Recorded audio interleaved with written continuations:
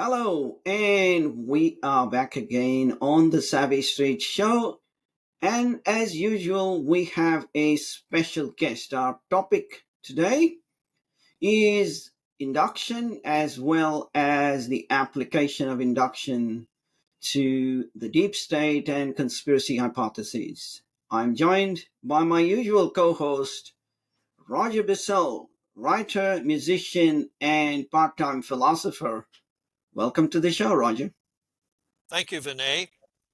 Our guest today is David Harriman. David has master's degrees in physics and philosophy.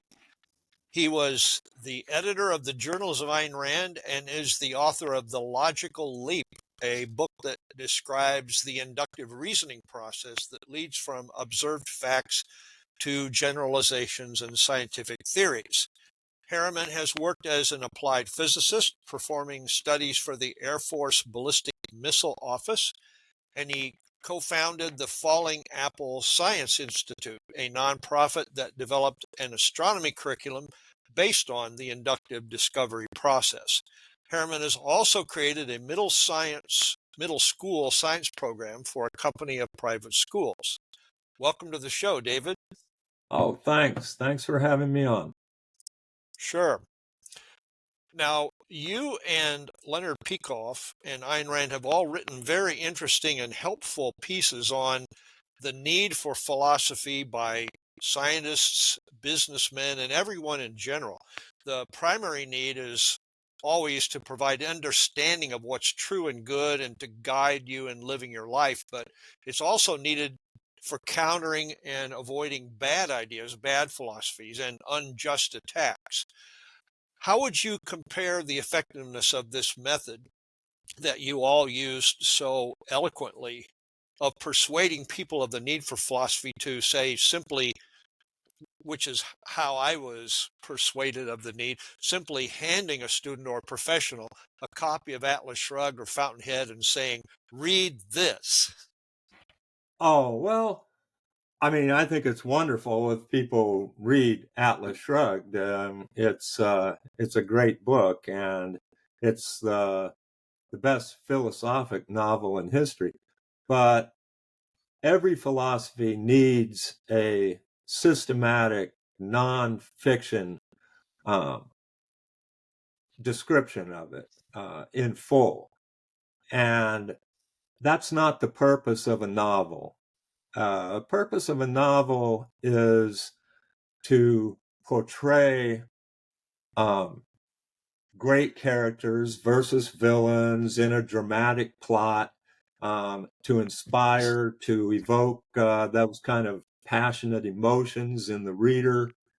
But it's the full understanding of a system of philosophy is beyond the scope of a novel. You need a lot of nonfiction articles and books in order to accomplish that goal. And that's one of the reasons why Ayn Rand wrote so much nonfiction. And then her best student, Leonard Peikoff, is the one who actually wrote a nonfiction book that summarizes in total her philosophy. So, and I think that book is absolutely crucial to getting her philosophy out there in the long term and having people really understand it. Yes, Opa. exactly. Yeah, I want to follow up just briefly. I guess I do understand and I do agree with you about the need for a presentation of the philosophy in written form. What I was kind of getting at, if I may make it personal, is suppose I were to write a speech and present it to a group at a music school, a music college. Uh, why do musicians need philosophy? The idea is so good that you and Leonard and that Ayn Rand had of just presenting to people in a talk, say a 30 to 45-minute talk about how important philosophy is for their profession. And I kind of wanted to draw your thoughts on that. Okay, well, I mean, let's take the example. I mean, I'm not really an expert in aesthetics or music. I know what music I like. But I mean, let's just take that example. Does philosophy really apply to music composition in a really important way? And my answer would be yes. I mean, if you look at the types of music, even in popular culture that we hear today, I mean, we can go from uh, rap music that I regard as pretty horrible. It's Me too. I mean, it's repetitive, it's vulgar. Okay, I mean, it. I think it's based on a view of the world that is very, very negative. So that I mean, that portrays a certain um, philosophy of culture, basically, that I reject, but I think it's clear in the music. Now, there are other forms of music that portray the opposite. I think, I mean, some of Ayn Rand's favorite music was classical music, Rachmaninoff, Tchaikovsky, which I also really appreciate. But even in pop music, I mean, I'll admit a few things that I like. It's optional. Other people may not like them, but I like some country music, um, Right. and I like. I don't know. One of my favorites is Lyle Lovett. I like a lot of his music, but it portrays um, a good view, I think, of life. It's very emotional, very real, but values that I respect. Okay, Well, you've given yeah, two really great answers, and the question I really should have framed is, what if a whole cadre of speakers were to come up with 20 or 30 tailor-made speeches like the one you made to the scientists or that Leonard Yeah. made for businessmen? What if you had a cadre who were really marketing philosophy by going out and saying, you need philosophy as a cinematographer. You need philosophy Oh. a biologist, etc.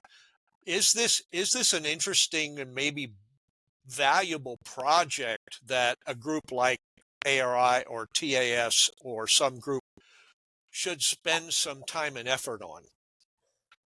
Um, yes, although I don't think the basic answers would be so much different. Um, so, I mean, it's not like you would have to give like a separate lecture on this is how, uh, in essence, this is how philosophy applies to geology. This is how philosophy applies to Okay, um, this aspect of this other science. It applies in, roughly the same way to a whole spectrum of sciences. For example, I treat uh, physical science in my book, The Logical Leap. I deal, with physics and chemistry. Now, if I were to uh, write, epilogues to that book on, let's say, the theory of plate tectonics in geology or evolution in biology, the basic principles would be exactly the same. So I I actually think that would be useful for somebody who really knew geology or really knew biology to present the proofs, the inductive proofs of those theories, the way that I presented Newtonian mechanics and atomic theory. Um, I mean, that would be very useful, but I don't think the basic principles would change. thank you. okay. Well, while we are on objectivism, David, do you believe that there are any errors in objectivism that need to be corrected? And if the answer is yes, does ARI's policy of closing objectivism get in the way of doing that? Okay, there's actually two questions there, so let me answer them one at a time. I don't think there are fundamental errors in Rand's philosophy. I agree with her essentials. And I think that sometimes people get confused between basic issues in philosophy versus other things that perhaps Rand said that they disagree with. But issues of, I don't know, sexual psychology or something, that's not part of philosophy. Issues of exactly what president to vote for in a particular election, that is not a fundamental principle of individual rights. So I think people have to distinguish between, um, yeah, agreement or disagreement on basic philosophic issues versus um, agreement or disagreement on issues that are really outside the scope of fundamental philosophy. I'll give an exaggerated example. Ayn Rand's favorite color was blue-green. Okay, somebody says, well, my favorite color isn't blue-green, so I disagree with Ayn Rand. I mean, so we have to distinguish what is philosophy, what isn't philosophy. Now, in regard to this whole issue of closed versus open objectivism, let me, now I don't know whether all of your listeners are on the inside circles of this dispute that's been going on for 30 years. But I'll comment. I think that the first step toward getting clear on this is let's forget about the whole name, objectivism. Now, Ayn Rand named her philosophy. The vast majority of philosophers in history have not done that. So let's get rid of the term objectivism and just talk about Rand's philosophy. Now, imagine two scholars. They're disagreeing about Rand's philosophy. There's two forms of disagreement that you can have. One is simply a disagreement of interpretation. In other words, both scholars are trying to understand what Rand said, what her view was on a particular issue. So they can disagree about that. And that's happened throughout history. I mean, every Plato, Aristotle, Kant, all those scholars, they have some disagreements in the interpretation of Plato, Aristotle, or Kant. And I mean, those disagreements can be perfectly rational. Both sides can make persuasive arguments. So, I mean, that's fine within limits, and I'll comment on what I think the limits are. But that's a disagreement over interpretation. Now, the second kind of disagreement is given a philosopher's view on a particular issue, is it right or wrong? Okay, so two scholars battle it out on that issue. Well, I think she was right. I think she was wrong. Now, if, let's say, the scholar who thinks that she was wrong I mean, he has a better idea. Okay. He wants to say, well, she's wrong on this issue. Here's what's really true on that issue. Now, I mean, that's fine, but can he legitimately call that Rand's philosophy?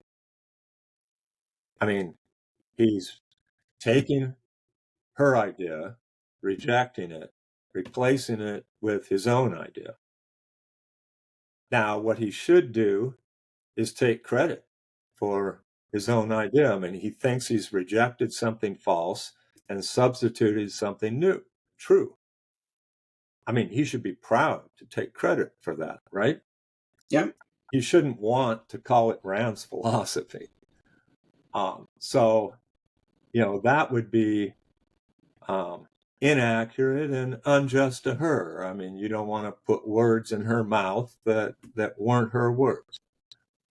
So that kind of so-called correction, I reject. So this whole debate between open and closed objectivism, if open means that people are free to change Rand's philosophy and still call it Rand's philosophy, then I reject that. But if all open means is there's room for disagreement about interpretation, then of course that's always been true of every philosopher. So I think in the original 1990 paper, David Kelly said we would still call it objectivism, but you would have a notation that it wasn't Ayn Rand's. They weren't Ayn Rand's words. It was a Harriman or a Bissell improvement, but it's objectivism that would be open. It'd still be called objectivism, like Marxism. It'd just be a growing field. Oh,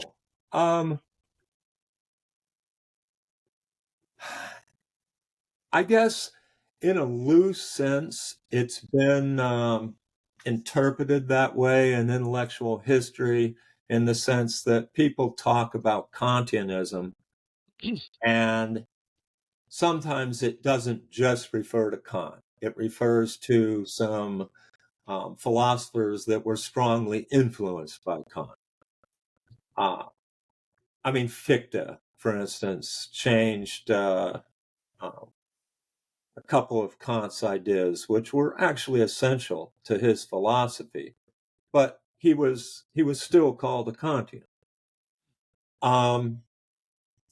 As long as that's understood, that you're calling yourself a Randian, for example, but what you mean by that, and you should make that explicit, is that you have been strongly influenced by Rand. But I think in honesty and fairness, you should make it clear where you differ from Rand, too. Oh, absolutely. Absolutely. I think, and in fact, when you mentioned Kantian or Randian, I thought immediately of Aristotelian. I remember that at the end of one of the lectures that Peikoff gave on the philosophy, uh, they were asking her about Aquinas, and she was taking part in the question period, and she said, "Oh, well, in that sense, we are all Aristotelians." And I think maybe, as you said, in kind of a loose historical sense, you agree with certain basics, like there is a real world, and we're able to Right, know it, and right, the principles of living well are you can discover them, and science you can discover it. So that's not a controversy. Maybe the idea of like how do we perceive? Is it naive realism where we just gaze out and it just comes in and there's no process, it just comes in? Or is there a process? And you could have two Aristotelians who are kind of duking it out and saying, well, yeah, Aristotle said this. And the other one said, well, I think he was wrong. I think it was this. So I think in issues like that, you would be dealing with a body of philosophy that was essentially Aristotle's creation, and yet there could be a lot of growth and analysis and I think correction if he had a wrong view that was found later to have a different scientific basis, then I think it would still be part of Aristotelian philosophy, and you wouldn't have to just go off in a corner and talk to yourself and say, "Well, I think I'm right," even though those Aristotelians don't think I am. Well, no, but it doesn't.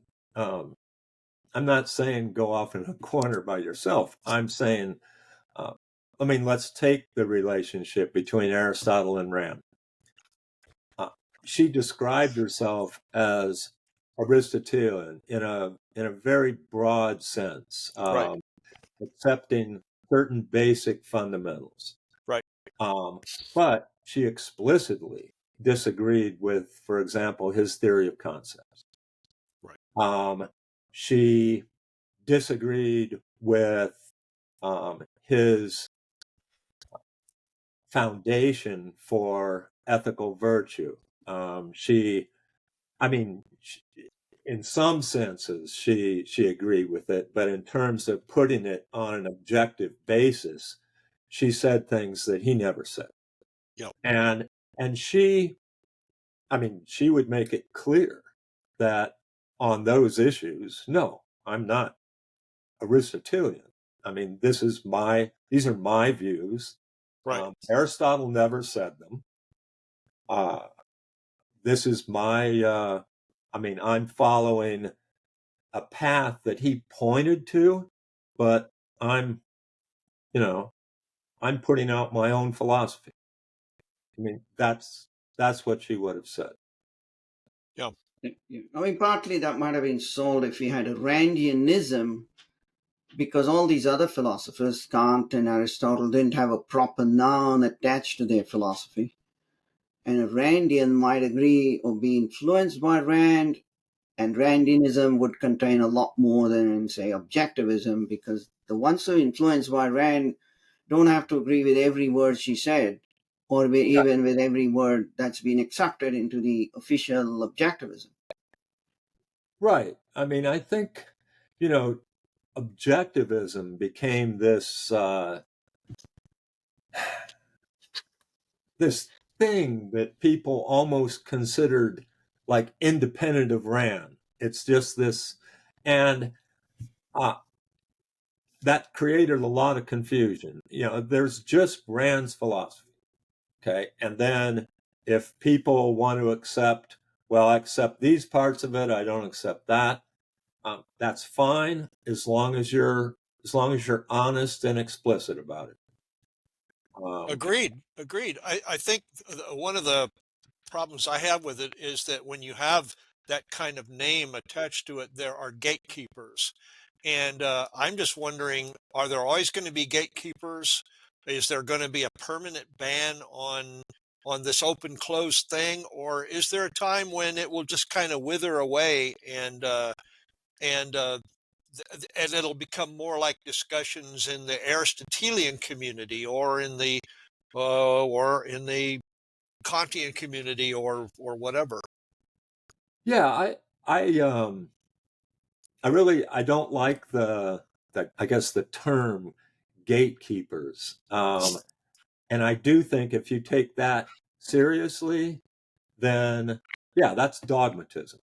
Um, if one person stands up and says, "Okay, I'm the interpreter of Ayn Rand," um, what anybody else says doesn't matter.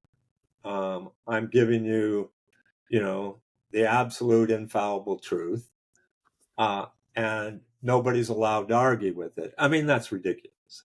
Uh, so no, like, let's get rid of the idea of gatekeepers. Now, every person has to decide for themselves. Well, what did Rand really say? What is her philosophy? And come to their best understanding of it. Now, in doing that, one thing to take into consideration is, well, who should I read? And who do I think has the best understanding of Rand's philosophy? Um, given the fact that there are different commentators, and she didn't write up a complete systematic treatise on her philosophy. So, I mean, we do have to rely on some commentators, and we have to make judgments about, how good those commentators are. So, I mean, that doesn't mean we should call them gatekeepers. I mean, I wouldn't want to do that. Well, I'm not referring so much to people who have a dogmatic attitude as I am people in the formal structure of an organization who don't welcome in certain uh, disagreement, like your opinions are not welcome here, that kind of thing. And I have run into that, and it's unpleasant, and it's discouraging.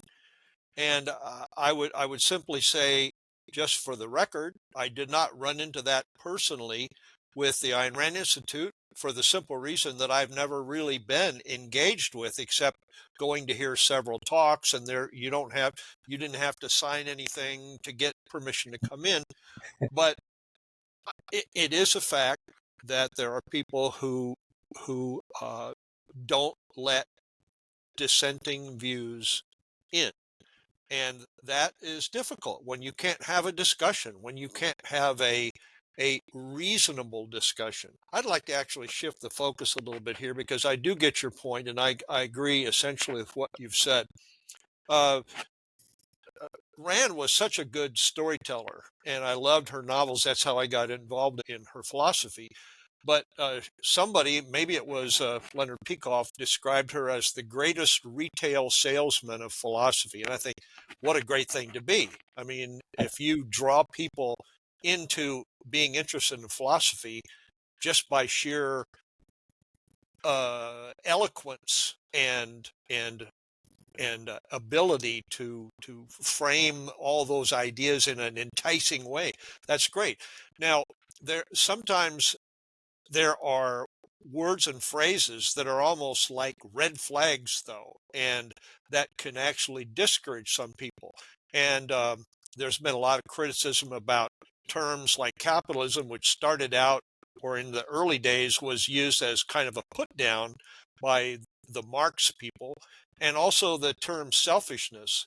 And you have to admit, for sheer getting attention, it's like the professor, this is proverbial, I'm sure, and he gets in the middle of the lecture hall and he says, sex. And he says, now that I've got your attention, I want to talk to you about nuclear physics, So what do you think about the wisdom of trying to draw people into philosophy by using terms that are, by a lot of people, taken to be loaded terms? I like it, and I'll tell you why. Ayn Rand never backed down from a fight, and she realized. I mean, let's take the word selfishness first. The major issue in morality, I think, throughout history has been this conflict between, can you live for yourself and pursue your own happiness, or does morality really consist of sacrificing for others, who of course then have to sacrifice for others, who then have to sacrifice for others, till everybody's equally miserable, right? So, I mean, do you have the right to really pursue your own happiness, your life? Or are you necessarily enslaved to this group that you have to sacrifice for? Now, that has really been the essence of the issue since the beginning of time. And Ayn Rand wanted to hit that, wanted to tackle that issue head on. And when people use the word, oh, he's selfish. I mean, I admit that can be ambiguous. Sometimes it can mean, oh, he's self-centered in this way, all wrapped up in himself in a sense that's not reality oriented. And sometimes people use the word in that way, but often they're using the word, fundamentally, is he trying to benefit himself? And Ayn Rand was saying, yes, and he should. That's why she put that title on her book on morality, The Virtue of Selfishness. Now, she could have said the virtue of rational self-interest. Okay? That exactly. Good response. Okay, that's boring. All right. No, it's accurate, but hit him over the head with it. I completely agree with her. Time we sort of moved on to the current issues of the day. Last time you were there, David, we spoke about the deep state as in the administrative state is the aggregate of all bureaucracies that exist at the time, or the top bureaucrats and all the alphabet agencies, the CIA, the NASA, the FBI, and there's 100 of them. And in my definition of a deep state, we added media, academe. Today I'm going to add crony science to that. And if this deep state is homogeneous philosophically, it creates all sorts of problems. And I wanted to ask you specifically with the Ayn Rand Institute. They don't ever mention it, they implicitly do accept the idea of a deep state. And I'll tell you why, because when it comes to the climate alarm, to a man or to a person, the ARI is right behind the idea that the climate alarm is false, and it's completely false, and there is zero to negligible effect from human activity on global warming, the solutions don't work, etc. And we see all the alphabet agencies, including NASA and all the others we mentioned and didn't mention, all united along with the mainstream media that it is almost like a proven fact. It's like the theory of evolution or the law of gravity. Right. And yet, when it came to the mRNA vaccines, I believe they conflated reason and science. Because obviously, the mRNA vaccines are at the forefront of science, and anything science must be good. And is that what you think that happened? Because on that front, they were only listening to the government shills, only presenting the government shill at the OCON, and forgetting the fact which they had accepted, which is that the governments and bureaucrats are fully capable of lying to us. I think the Ayn Rand Institute is very inconsistent on lots of issues. I agree with them on, the essence of their climate change view. I think their view of vaccines was ridiculous. And I think when the government tells us to follow the science, what they're really telling us to do is follow the government science. In other words, follow the science of government-funded scientists, and we have told them what to say. In essence. And a lot of that government science changes. It even changes from year to year. In the case of COVID, they came out and they said, well, these vaccines have been adequately tested for safety and efficacy, and everything is perfect. Okay. 2 or 3 years later, they're forced to admit, well, they weren't really tested for safety or efficacy. And in fact, they have pretty bad side effects. The NIH itself had to publish a paper on that. So the NIH, government science, tells you one thing. 2 years later, they tell you something different. So which government science are you supposed to follow? It's I mean, what people have to realize is scientists disagree about lots of things. So when they tell you to follow the science, which science? Whose science? Uh, so, I mean, the government would like you to follow the science of the United Nations or the science of their agencies. There are lots of good scientists out there with excellent credentials that are not funded by the government. And in many cases, they disagree with what the government is telling you about science. So, which one do you follow? You know, a thinking person has to make up their mind. But just not believing what the government tells you doesn't mean you're not following the science. I mean, we have another data point on the larger conspiracy hypothesis which we have discussed in the past, and that is that right now I heard a fourth person fell ill to bird flu in America. The first three cases were very mild, and yet it has been reported that the Department of Health has just given away 175 million of taxpayer money to Moderna to develop a bird flu vaccine. I mean, does that sort of boost another conspiracy hypothesis? Um, well, definitely. I mean, there's very little difference between Moderna and the government. They're basically part of the same entity. If Moderna wants $175 million and they've noticed a couple of cases of flu in the country, then they're going to get their $175 million. The fact is that that money was given to them to develop another one of these mRNA vaccines for supposedly protecting humans against this virus. Now, this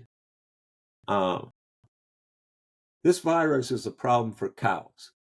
It's not a problem for humans. The only people that have caught this, and as you say, there's been 4 in the whole country. Okay, those 4 people have worked with cows. In all of Texas, there's been 1 case, and there's lots of cows in Texas. So 1 cowboy got a case of this flu, and we're spending $175 million of our money to supposedly handle this epidemic. So no, the only reason Moderna gets that kind of money is because they have people that, I mean, it's a whole system. They bribe politicians. The politicians get payoffs. It's a guy like Bill Gates is one of the major early funders of Moderna. And he was also one of the leading early proponents of these mRNA vaccines, which, I mean, you can argue they aren't even vaccines. And I think they're very dangerous.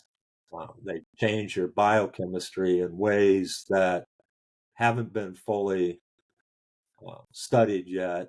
And I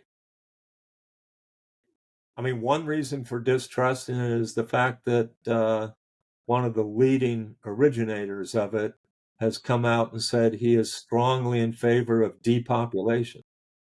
That he would really like it if a couple of billion people on Earth died. So I wouldn't go to that guy for health advice, put it that way. Okay. Well, I have a question about, I guess, the problem of induction, which about 50 years ago, uh, one interviewer asked Ayn Rand if there were still things that needed to be worked on in her philosophy. And she said, yeah, the theory of how generalizations are made and how they're valid and a valid form of knowledge. And I know that both you and Leonard Peikoff have done quite a bit of work on this, lectures and your book. And if you could just summarize for us uh, the work that you have done, how you regard your work as an advance on how the problem was viewed, or like, has the problem been put to rest, or is it still out there causing causing confusion and people just basically making errors because they don't understand how their general knowledge can be correct and valid? Okay. Yeah, I think this problem has existed since the beginning of philosophy, and philosophers throughout history have struggled with it. I mean, the idea is, how do we form concepts? Ayn Rand had a whole theory of concept formation, which I agree with, but then how do we relate them in a generalization, or even more broadly in a whole scientific theory, and come to the conclusion that yes, this has been proven. This is absolute knowledge. This is something we know. Now,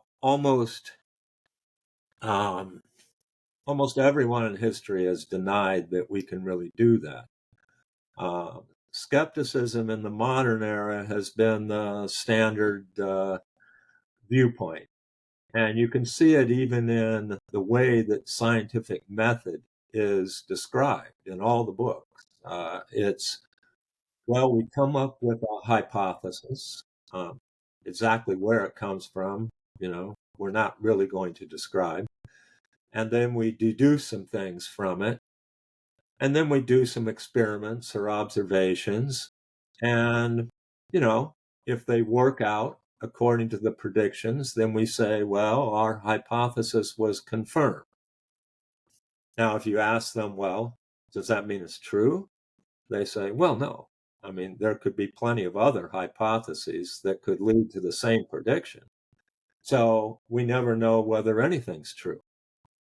And I mean, that's one of the things that I'm trying to solve in my book. I present a different view of scientific method, and I try to explain how we really can prove generalizations and theories. And I think that's crucial. I think I pointed out in my book, scientists have made huge mistakes throughout history. First, one type of mistake is denying a theory that really has already been proven. That happened with atomic theory, for example.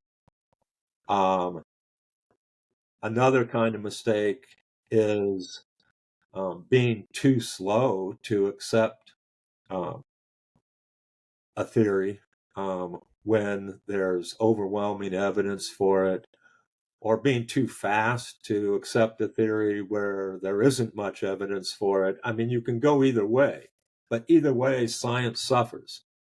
And so scientists need good, clear criteria for deciding, do I know this or don't I? And that's been, that was a major goal of my book. Now, you ask, is there anything else to say on the subject? And my answer is, yeah, plenty.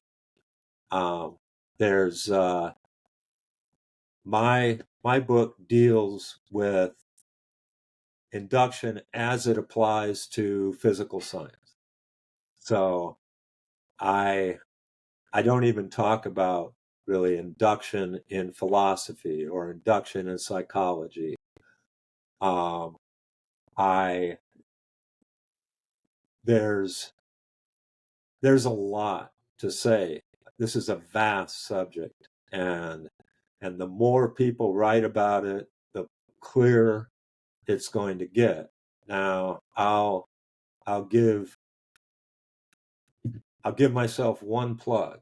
I think if people who are interested in working on this topic, I would advise them to read my book before they dive into writing their own book on induction.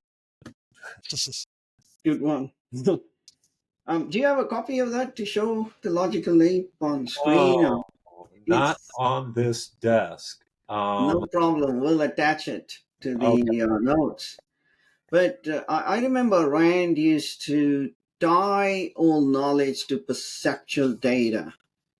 And one difficulty we have is when it comes to our knowledge of things that happened thousands of years, hundreds of years ago, let alone thousands of years ago, we have obviously no sense data. And we have no experimental data either, and which wasn't a problem until about the 90s, I think, when the neo-Marxists started revising history. So revisionism is now rampant in history, in the knowledge of history. And how do we now save real history from all these revisionists, given that we have, we have no way to say, come in the lab and I'll prove to you iron melts at so and so degrees centigrade? Well, I mean, first, the broad philosophic point, which is induction does deal with the past, the future, and in principle, these things can't be observed directly. So, I mean, that's true of physical science, it's true of history. So, I mean, in that sense, there's no difference. I mean, physicists predict things all the time about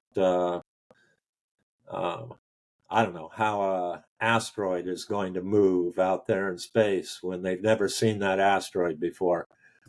So it that now how can they do that? Well, it's because we do have this vast knowledge base that is based on perception, and we can validly infer from it. So, and I think the same thing is true of history and going back in time. Now, if someone were to tell me, well, there's really no significant difference between the cultures of, ancient Greece and ancient Egypt. Well, we do have a lot of perceptual evidence, I think. I mean, all the artwork, some of the writings that have come down to us, there's nothing in Egypt like the plays of Sophocles or, the statues from ancient Greece. So we do have evidence from the past. I mean, if we didn't, then we would have gaps in our knowledge of history. If there was a century where, for whatever reason, we didn't have any writings or artwork or whatever from that century, we would have to say, well, we're not sure what happened there, but we can say it wasn't good because people weren't producing anything. But in terms of revisionism, I mean, you're right, and I experienced this in my philosophy education. There are philosophers now who are really busy rewriting interpretations of Descartes and Hume and so on to the point where it's almost unintelligible. I mean, a normal person with a working brain reading Hume knows that he's a skeptic. A person reading Descartes knows that, well, Descartes had this view that we don't perceive directly a world of entities around us, that it was images in our minds. So, I mean, these ideas are perfectly clear from reading the philosophers. But there are philosophers today that completely deny that are rewriting those books, essentially. So there's a lot of that going on. It's creating a lot of confusion. I think to some extent it forces people to go back to primary texts, and do a lot of their own thinking and not rely on these commentators very much. I know in my understanding of history of science, I had to do a lot of that. I went back to original sources because I found that in most cases, the scholars, the commentators just couldn't be trusted. So, Very good. Um, I had a really technical question to ask you, but I think I should be kind to our viewers and to you. I have a more fun question I'd like to toss in, which comes out of what you said several minutes ago. You said sometimes there's a problem that sometimes thinkers or scientists or people in general are too slow or too hesitant to accept something that has a lot of evidence in support of it. And the thing that came to mind was the theory of evolution. And for various reasons, people in the religious community, some of them are very averse to that idea. But I also understand that Ayn Rand was not as wholeheartedly enthusiastic about Darwin's theory as some people think that she should have been. And I wondered, what perhaps do you know about this? And secondly, what is your opinion about Darwin's theory? okay. Number one, I regard the theory of evolution as proven. So it passes all the tests of criteria proof that I present in my book. And I've read a lot about it. I've done a lot of study. I think it has to be integrated with the whole theory of plate tectonics and geology. So I Mm. don't even think you can't even prove evolution just with biology. You have to integrate it with geology. You even have to integrate it with nuclear physics, because Wow. that's the way we date things is by nuclear decay. So, I mean, that's how we know the whole timeline of the history of life on Earth. So the the amount of evidence you need in order to prove the theory of evolution really is pretty staggering. I mean, all the biology we know, the geology, the nuclear physics dating techniques, it all has to come together.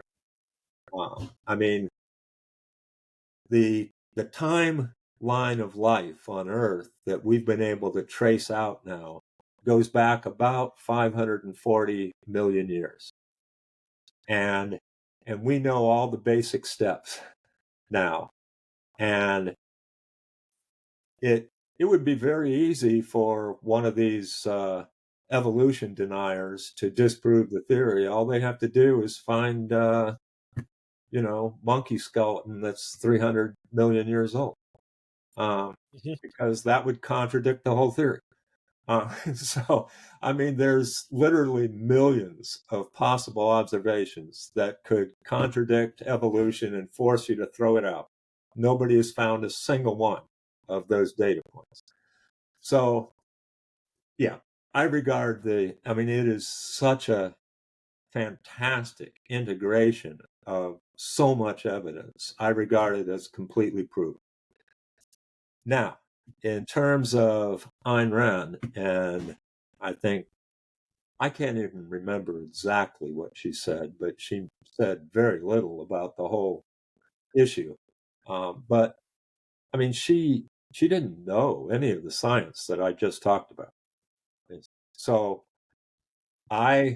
I regard her statement as being equivalent to, I don't know anything about that.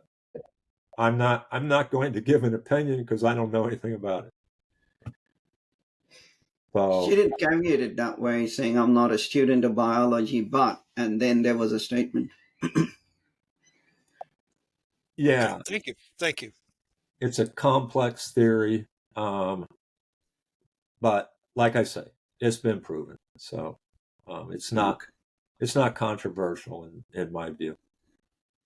Now let's take our kind of pressing problem from last time, which is the deep state, or some nature of it, if you will, exists. And I have an approach to people, and it's a foundational approach, given the absence of explicit data from the mainstream media, the government. They're all colluding, all the alphabet agencies singing the same song all the time. I basically say people who are scientists, whether they are high level bureaucrats or politicians, they're fond of four things: power, prestige, fame, and fortune. And, most of us are fond of at least two or three of those four things as well. It's just to what extent we'll go to get those. And so when you get a lot of science being funded by government, you will get the results that the funder wants. And that kind of starts to turn people a little bit, because there are people I've met who know that the government lied to them about the efficacy of other prophylactics, for instance, or about the mRNA vaccines, but weren't on board with the fact that the climate alarm is unreal, and vice versa, like we mentioned with the ARI followers. Do you think that's a good approach, to sort of go start with human motivation to convince people that all that's in front of you is not true? Um, it's not exactly the way I come at it, because I think you're giving them too much credit in regard to uh, saying that their motivations are so innocent. They want money. I mean, there's some of them that do. Uh, I'm, but if you look at Ayn Rand's novels, was Ellsworth Toohey's motivation really money? Uh, no. If you look at Shakespeare's plays, uh, the villains, were they really after something as clean and innocent as money? I say power, prestige, Yeah, fame, and fortune. but to some extent, it's destruction too. Yep. I think they get a kick out of destroying something, and Smashing. Yep. it it's like well, George Soros. Okay, he runs the Open Society Foundation. All right, he has come out and said the happiest year of his life was when he was rounding up Jews and sending them to concentration camps. Uh, now, um, did that make him money? No, not really. He just liked it. So, and he's still the same way today. He, why does he fund Antifa and enjoy seeing buildings burned down and police officers killed?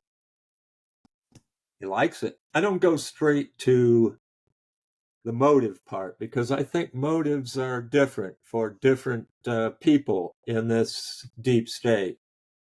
But the existence of the deep state, I think, is obvious, and we've seen things like the independence of the FBI and the Department of Justice from, for instance, the current political administration. I mean, those agencies were completely corrupt and against Trump, even when Trump was president.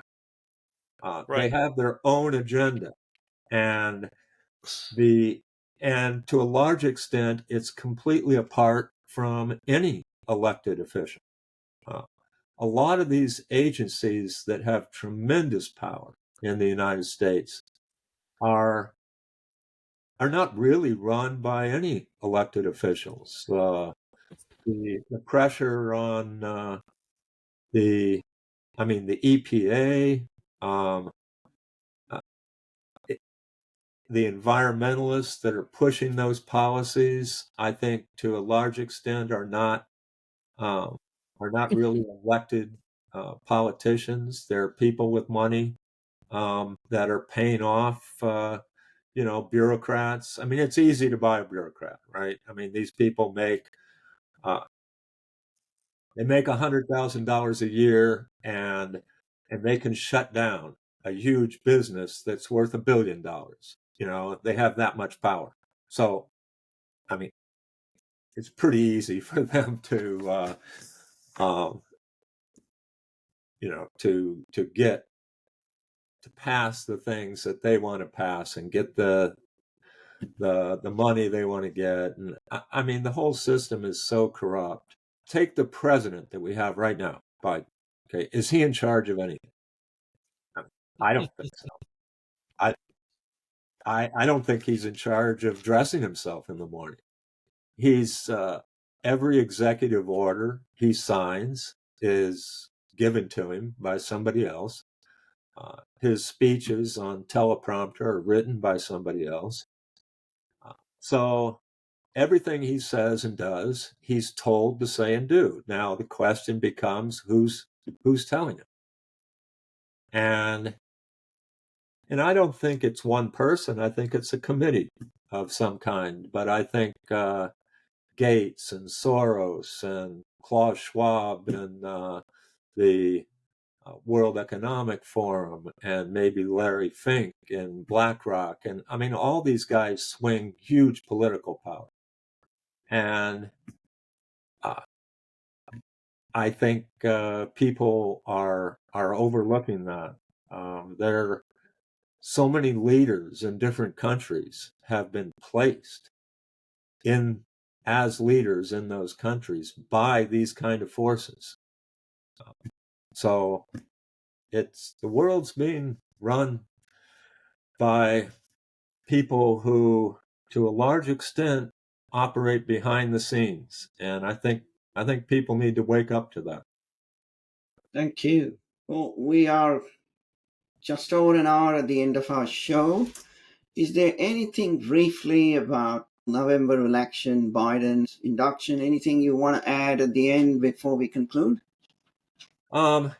Yeah, everybody out there, vote for Trump, because the left is hell-bent on destroying the United States, in my judgment.